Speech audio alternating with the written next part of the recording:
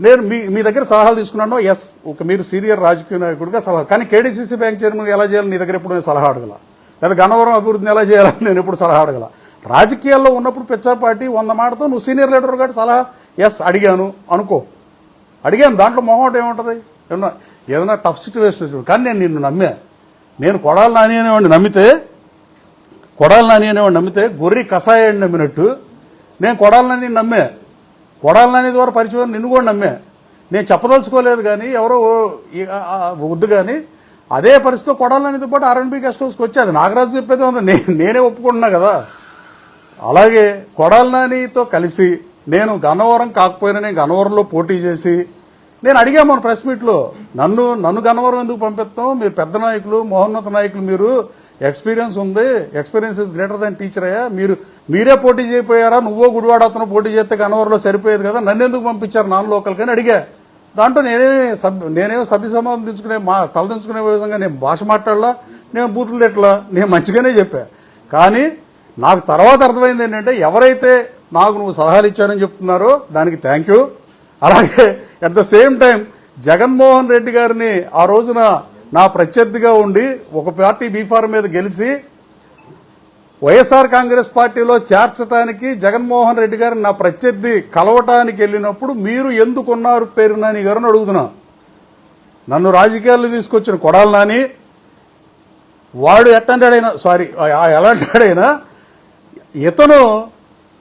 ఇతను కూడా ఎందుకు వెళ్ళాడు సమాధానం చెప్పాలి. అంటే నీకే అవసరం ఉండి వెళ్ళావు అంటే నువ్వు నాకు సలహాలు ఇస్తే అంత ముందు రోజు ఆంధ్రజ్యోతి బ్యానర్ ఐటమ్ మీద మా మీద ఇద్దరి మీద వేస్తే అతని మంత్రి మీద నా మీద ఒక్కరోజు 2 రోజుల గ్యాప్లో జగన్మోహన్ రెడ్డి కలుగుతుంటే నువ్వేం ఆశించి వెళ్ళావు, ఏం ఆశ చూపించారో ఏం చేశారో ఇవన్నీ నేను మాట్లాడదలుచుకోవాలా. కానీ నాకు సలహాలు ఇచ్చి అలా చేయటం కరెక్టేనా? మరి మీరే చెప్పండి పేర్నాని గారు. నాకు సలహాలు ఇచ్చి నాకు గురువుగా లేకపోతే నాకు పెద్ద మనిషిగా లేకపోతే ఎక్స్పీరియన్స్ లీడర్గా నాకు సలహాలు ఇచ్చిన మీరు ఈ చేయదగిన పనేనా? మీరు లేరా ఆ రోజు జగన్మోహన్ రెడ్డిని కలవటానికి వెళ్ళినప్పుడు మీరున్నారా లేరా? ఒకసారి ఆలోచించుకోవాలి నాని గారు. అలాగే ఇంకా ఆయన నాకు డబ్బులు ఇవ్వాలని చెప్పా. నేను ఎప్పుడు పేర్నాని గారి పేరు కానీ పేర్నాని గారి గురించి ప్రెస్లో కానీ నేను ఎప్పుడు మాట్లాడలా. ఆయనే గన్నవరం వచ్చి ఒకసారి మాట్లాడితే నేను మచిలీపట్నం వెళ్ళి మాట్లాడా. అలాగే మళ్ళీ సార్ మీటింగ్కి వచ్చి టికెట్లు ఇలా అవన్నీ నా పేరు ఎత్తి మాడకుండా అసలు నేను నీ గురించే మాట్లాడేవాడు కాదు. అది విఘ్నత, అది సంస్కారం. ఇది కుసంస్కారం, ముమ్మాటికి కుసంస్కారం. ఇది నేను నీ పేరు ఎత్తి నేను విమర్శించలా, నువ్వు నన్ను విమర్శించావు. కాబట్టి ప్రజాస్వామ్యంలో డెమోక్రసీలో ఒక వర్షనే వెళ్తే ప్రజల్లోకి మీడియా ద్వారా, రెండో వర్షం తెలియదు. నేనేం చెప్పా? నేనేమి నిన్ను అప్పులు అడగలేదే, నేను నీకు అప్పు ఇచ్చానని చెప్పా. నువ్వు నా డబ్బులు నేను దివాళా తీసావని చెప్పావు. దివాళా తీసాక పేర్నాని గారు మీడియా సాక్షిగా అడుగుతున్నా, మీడియా ముఖంగా అడగాల్సిన దరిద్రం పట్టింది. మీరు నాకు ఇవ్వాల్సిన డబ్బుని మీరు ఇస్తారా ఇవ్వరా అది తేల్చి చెప్పండి. ఇద్దాం అనుకుంటే మీరు చెప్పిన ఆర్ఎన్బి గెస్ట్ హౌస్ అటెండర్ పిఎను ఆయన నాగరాజు గారు లేదా లంకా వెంకటేశ్వరను పంపించినా నాకు పర్లా. అసలు ఇస్తారో ఎవరో చెప్పండి. అది కాకుండా నేను అడిగినవి కాకుండా మళ్ళీ కొత్తవి మాట్లాడటం వల్ల వచ్చేది ఏముండదు. రాష్ట్ర ప్రజలకి వినోదం అందించడానికి సినిమా స్టార్లు ఉన్నారు. అలాగే ఇక్కడ మన ప్రెస్ మీట్తో రాష్ట్రానికి ఏం ఉపయోగం, డెవలప్మెంట్కి ఏం ఉపయోగం, చంద్రబాబు నాయుడు గారు కంపెనీలు తెచ్చాడా తెలియదా, లోకేష్ బాబు యువగళంలో ఇచ్చిన మేరకు 20 లక్షల ఉద్యోగ ఉపాధి అవకాశాలు కల్పిస్తున్నాడా లేదా, లేదు వైజాగ్లో గూగుల్ని విశ్వవ్యాప్తంగా ఉన్న గూగుల్ని $1.5 బిలియన్ ఇక్కడ తీసుకొచ్చాడు. ఫార్చ్యూన్ అండ్ కంపెనీస్ అన్ని హైదరాబాద్ బాట పడుతున్నాయి. హైదరాబాద్ పాట మైక్రోసాఫ్ట్ పెట్టినప్పుడు బట్టి 20 ఏళ్ళు అయితే వైజాగ్ 10 ఏళ్లలో డెవలప్ అవుతుంది. ఆన్ రికార్డ్ చెప్తున్నా, టేక్ మై వర్డ్, 10 సంవత్సరాల్లో ఈ రాష్ట్రంలో ఉన్న యువత ఐటీ జాబులకు కూడా పక్కలకు వలస వెళ్లే పరిస్థితి ఉండదు. Vizag is going to be rock. అలాగే ఇంకా ఆయన చెప్పే దాంట్లో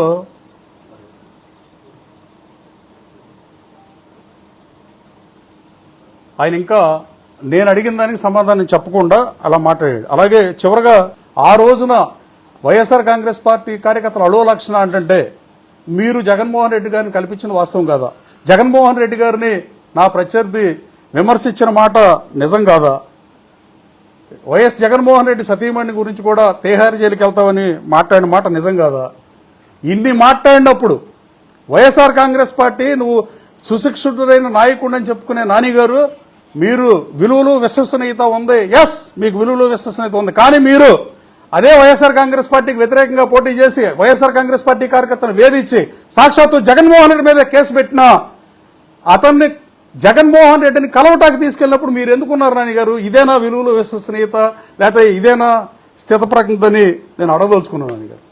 చివరగా నాకు మీ వైసీపీ ప్రభుత్వంలో నేను కేసులు పెట్టించుకుని, అక్రమ కేసులు పెట్టించుకుని 19 మాసాలుగా అమెరికా వెళ్ళా.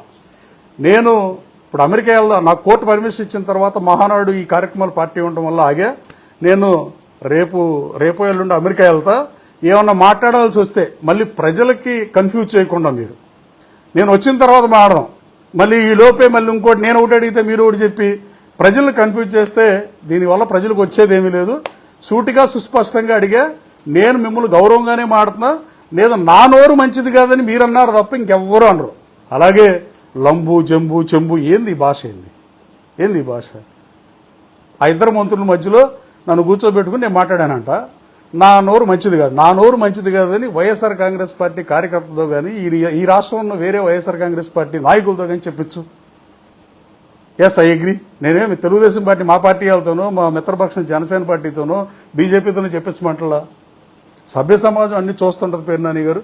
ఇంకోటి చెప్పారు, ఏదో 7 పెట్టెలు ఇవన్నీ. విలేకరులు మీరు అడుగుతారట, నేనే చెప్పేస్తా, నేను చాలా ఓపెన్. 7 పెట్టెలు ఇవన్నీ ఎవరు చెప్పారు మీకు? 7 పెట్టెలు నిజం కాదు. నేను మాట్లాడాల్సి వచ్చిన చాలా మాట్లాడతాను. నేను మనుషులుగా ఉన్నప్పుడు కొన్నిటికి సాక్ష్యంగా విట్నెస్గా ఉన్నాయి. ప్రతిదీ రోడ్డు 4 గోడల మధ్య అన్ని రోడ్డు మీద చెప్పాల్సిన అవసరం లేదు. వైఎస్ఆర్ కాంగ్రెస్ పార్టీ పెద్దిరెడ్డి గారు ఏమడిగాడు నన్ను చెప్పమంటే చెప్తా. వైవి సుబ్బారెడ్డి ఢిల్లీ పిలిపించి కృష్ణా జిల్లా పర్యటన ఏర్పాటు నువ్వే చేయాలని ఢిల్లీ పిలిపించుకుని, ఎవడన్నా పని అడిగితే ఇక్కడ అడుగుతారు, ఢిల్లీ పిలిపించుకుని నాతో ఒప్పిస్తే నేను అది మాడితే మీరేదో మాడతారు. 7 పెట్టెలు కాదు బాసు, 5.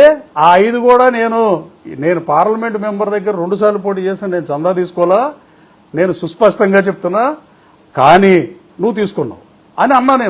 నేను కట్టుబడి ఉన్నా దానికి. అలాగే ఈ 5 నేను ఎయిర్పోర్ట్ డైరెక్టర్ నాకు ఫ్రెండ్, కానీ నేను వెళ్ళి ఎవరి కాళ్ళు పట్టుకునే రకం కాదు కాదు కాదు.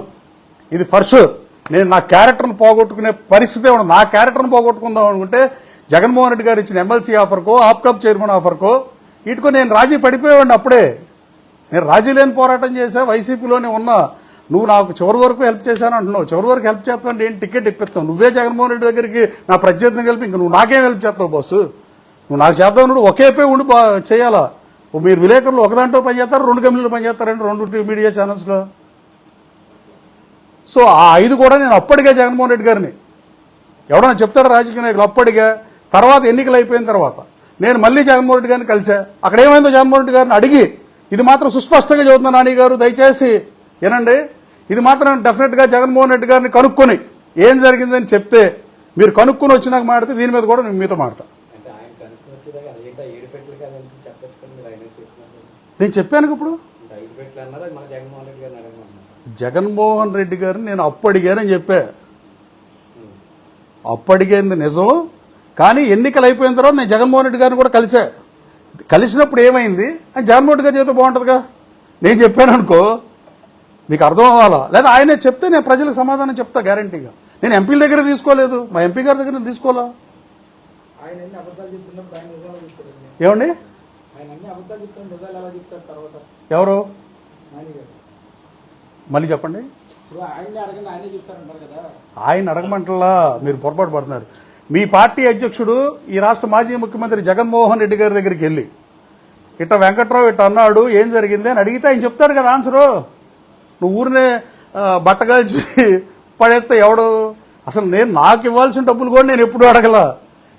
దాదాపు 8 సంవత్సరాల క్రితం ఇచ్చిన డబ్బుల్ని నేను అడగల. ఈ మీడియాలో మాట్లాడాల్సినవి కాదు దయచేసి, ఇది సారీ టు సే దిస్. కానీ ఇప్పుడు నేను మిమ్మల్ని అడిగితే మీరు ఏం చేస్తారండి?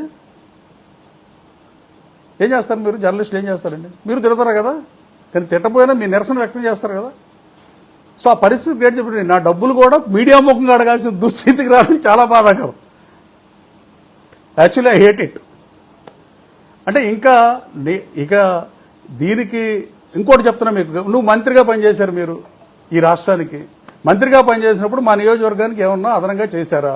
చర్చకి సిద్ధం, మీడియా సమక్షంలోనే చర్చకి సిద్ధం. నేను కేడీసీసీ బ్యాంక్ చైర్మన్గా ఈ జిల్లా ప్రజలకి, ఈ జిల్లా రైతాంగానికి నేను రైతు నేస్తం అనే పథకం పెట్టి ఇవాళ దేశం మొత్తం అమలు చేస్తున్నారు. ఇది ఆంధ్ర తెలంగాణ కాకుండా నష్టాల బాటన ఉన్న పిఎస్సిఎస్ లాభాల్లోకి తీసుకొచ్చా. 15 కోట్ల లాభాన్ని 115 కోట్లు తీసుకొచ్చా. నేను దాని మీద గన్నవరం శాసనసభ్యునికి గత 2 సంవత్సరాలుగా నేను గన్నవరం చేసిన అభివృద్ధి మీద నీతో చర్చకు సిద్ధం. ఇదేమన్నా ఉపయోగపడుతుంది ఎవరికన్నా ఉపయోగపడితే? ఎనీ వేదిక, చాయిస్ ఇస్ యువర్స్, డిబేట్ చేద్దాం. కానీ ఫౌల్ లాంగ్వేజ్ కాదు, మామూలుగా పార్లమెంటరీ లాంగ్వేజ్, లంబు జంబు చెంబు ఇవన్నీ మనం మాట్లాడాల్సినవి కాదు.